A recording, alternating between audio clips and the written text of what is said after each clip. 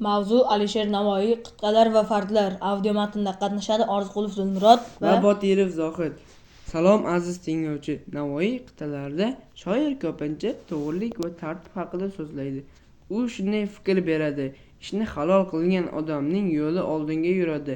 Fardlarda esa fikr yana qisqa: yomon odamlar orasiga kirib ketsang, o'zing ham yomonlashib qolishing mumkin.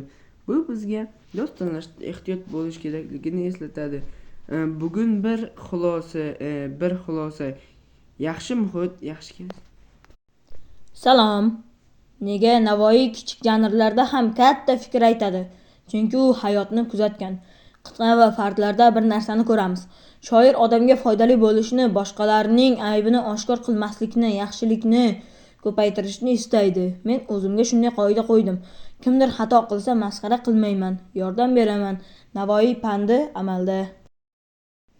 Navoiy ilm bor ekan, lekin amal yo'q bo'lsa foydasi kam degan mazmunda fikr bildiradi.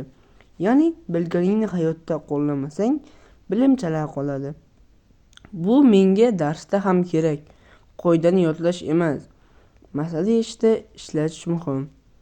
Shuning uchun men bugundan o'qiganimni kichik ishlar bilan sinab ko'raman. Qit'a shoirning o'ylari jamlangan kichik nasihat desak ham bo'ladi.